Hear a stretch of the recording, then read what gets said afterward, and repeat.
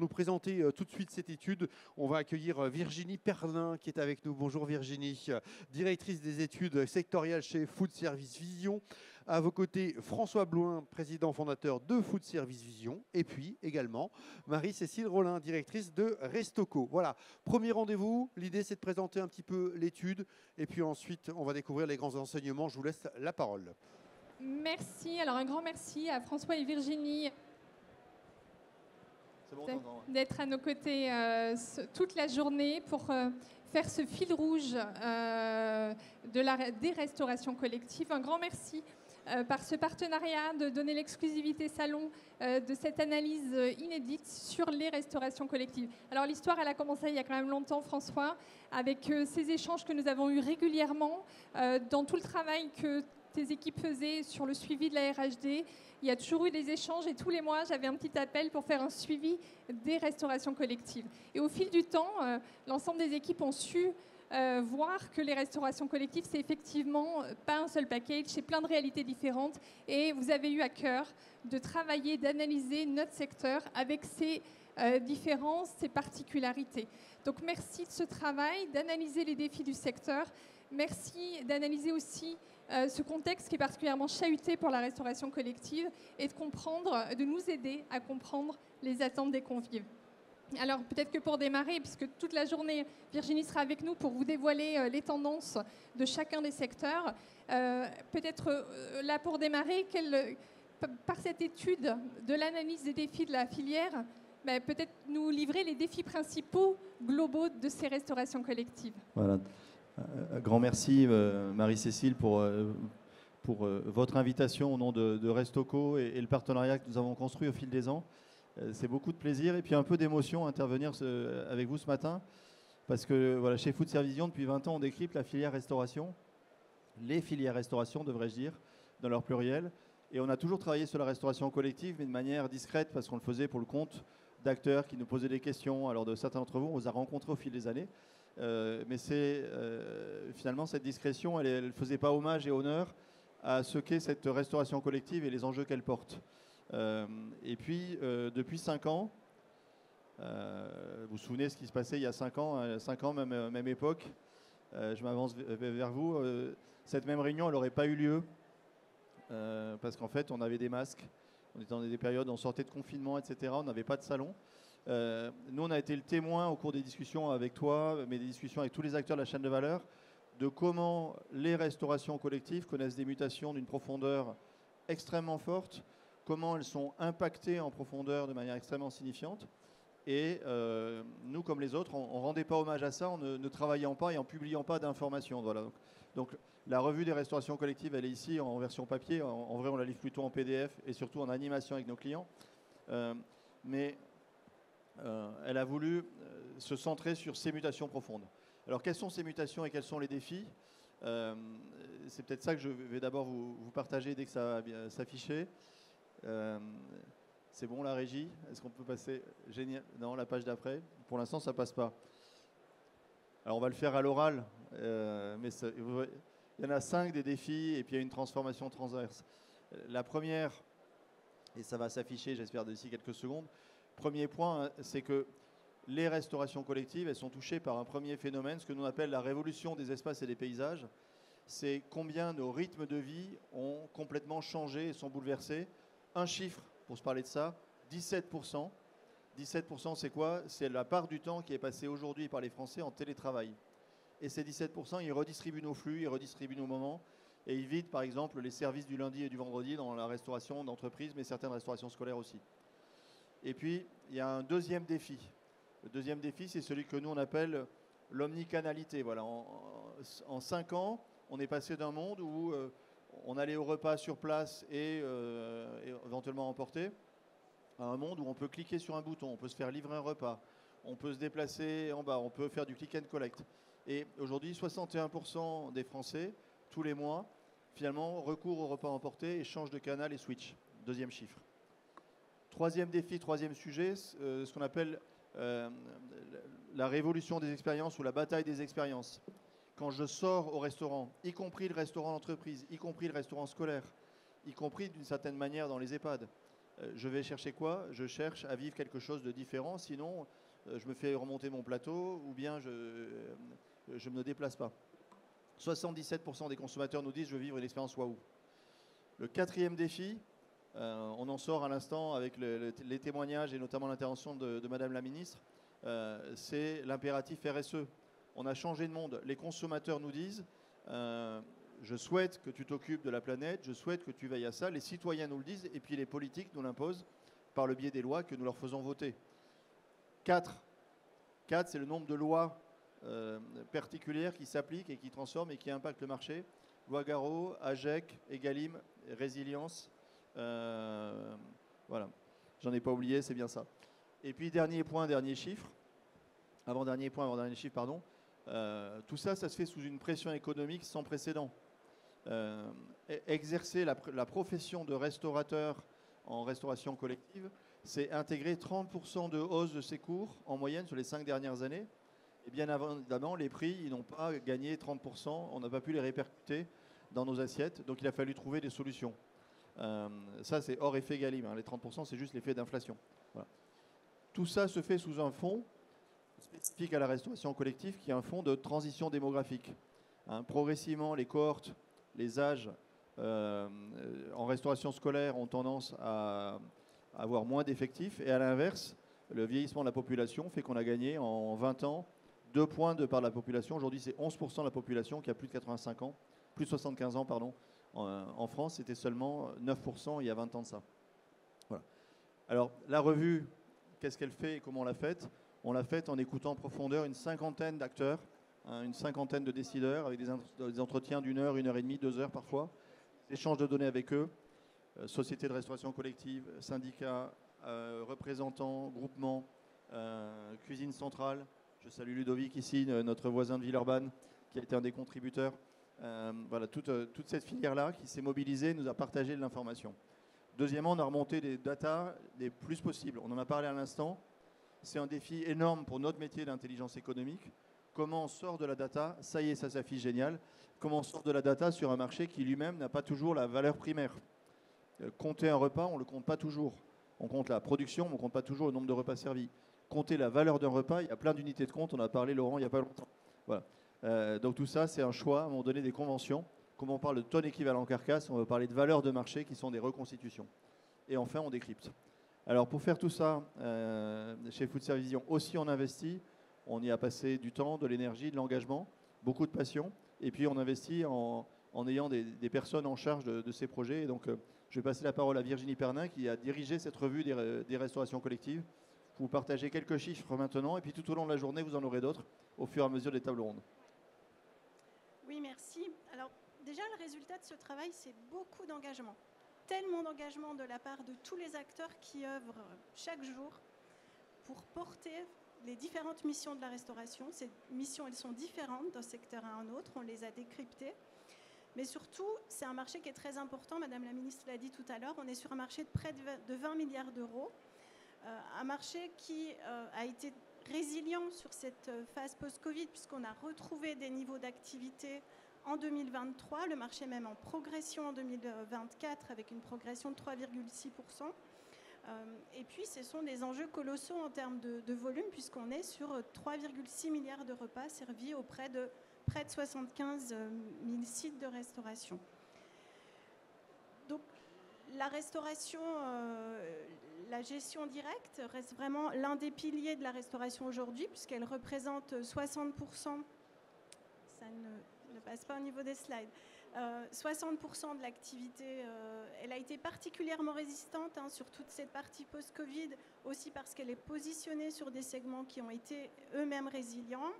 Les sociétés de restauration collective ont regagné un petit peu, ont retrouvé un élan en 2024 et on pèse pour à peu près 40% du marché. Donc on est sur un marché résilient, on le dit, mais on est surtout sur un marché qui a observé des très grandes transformations au niveau de ses modèles. On parlait des défis, alors comment les opérateurs y ont répondu? Ces modèles, ils se sont transformés en premier lieu concernant l'offre. On est en pleine transition alimentaire. La végétalisation, on en reparlera lors des différentes tables rondes, a vraiment été l'un des piliers. La végétalisation, elle a été multipliée par 3, voire par 4, 3 en enseignement, 4 sur le segment du travail depuis 2018. Donc c'est fondamental. Et puis surtout, ce sont tous les modèles de services qui se sont modernisés, qui se sont personnalisés, avec une multiplication de formats de restauration. Je pense que chacun peut l'éprouver, notamment à travers toute la partie food tech ou frigo connecté. Et puis tous ces modèles d'expérience également qui ont besoin de se nourrir aussi des expériences vécues par les convives en restauration commerciale. Transversal à tout ça, vraiment les modèles d'achat qui ont vraiment été là aussi au cœur des transformations des collectivités, des modèles d'achat qui ont dû s'adapter en termes de maîtrise des coûts notamment. Voilà quelques points.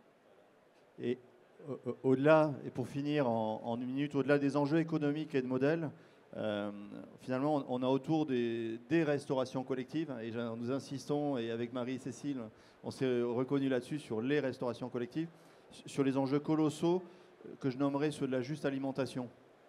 La juste alimentation pour nos enfants, la juste alimentation pour les patients, la juste alimentation pour les anciens, la juste alimentation pour les actifs, et puis la juste alimentation pour les personnels et les soignants.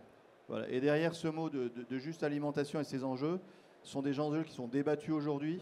C'est des enjeux auxquels nous sommes déjà heureux de contribuer. Nous serons heureux de le faire toute la journée à vos côtés, par les tables rondes et dans les allées. Voilà, merci de votre écoute et à disposition bien sûr pour échanger avec vous sur ces enjeux qui dépassent largement le quart d'heure qu'on y a accordé maintenant. Merci Marie-Cécile et merci à tous. Merci François. On a bien compris.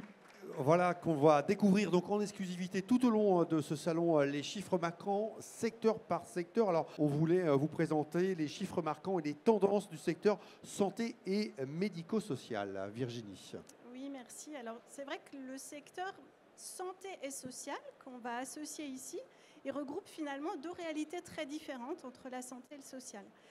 On a repris ici des défis qui sont plutôt relatifs au domaine de la santé et finalement après toutes les discussions avec l'ensemble des personnes qui nous ont accordé leur confiance, on en a vraiment isolé trois défis qui complètement drivent le marché. Déjà, ça a été des modèles qui sont sous contrainte, des modèles qui doivent s'adapter à des pathologies différentes, à des besoins convives différents, que l'on soit à la fois patient, mais aussi visiteur.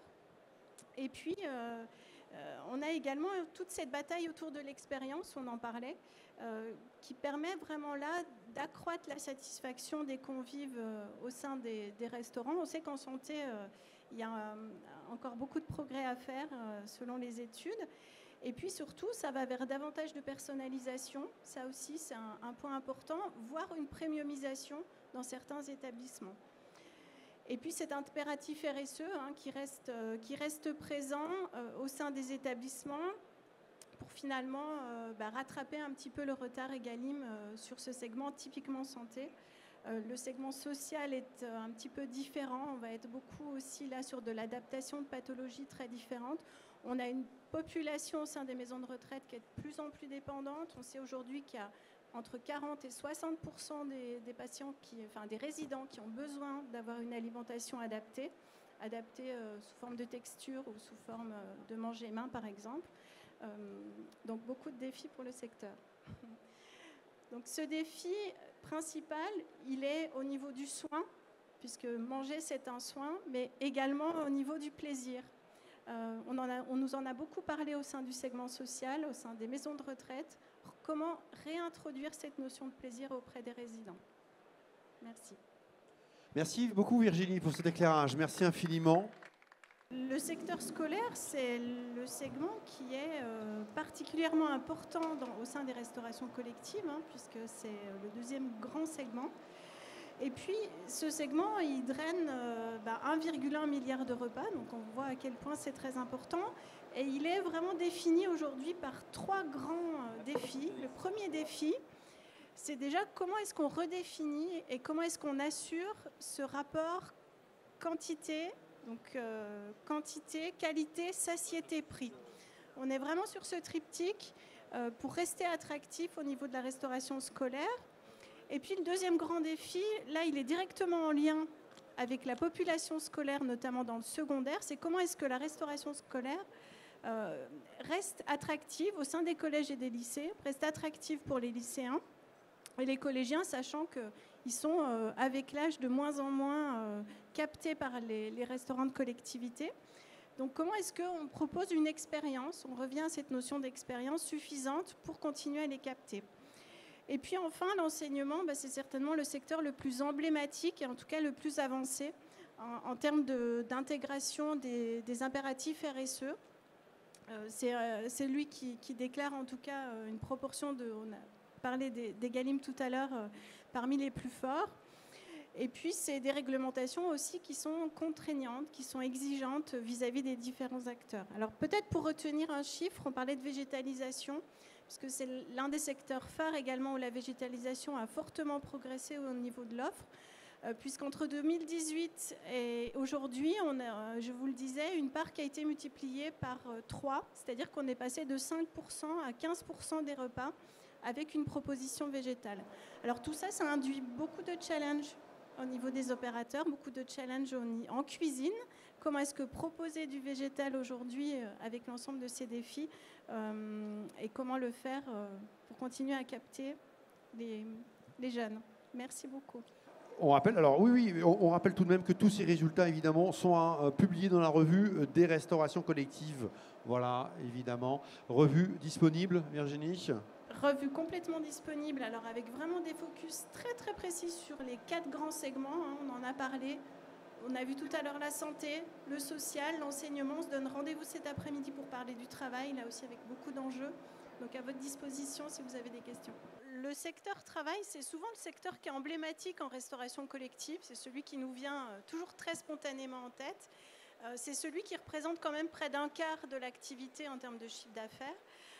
Et puis c'est un des secteurs emblématiques qui a rencontré peut-être le plus et le plus tôt un certain nombre de défis dans la période post-Covid.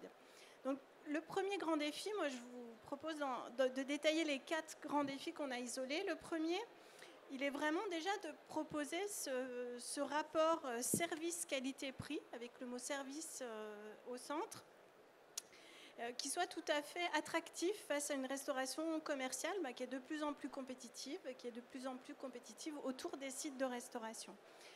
Le deuxième grand défi, c'est justement de multiplier et de personnaliser, vraiment d'adapter toutes les propositions alimentaires avec des modes de vie au travail qui ont beaucoup changé. On a parlé du télétravail ce matin.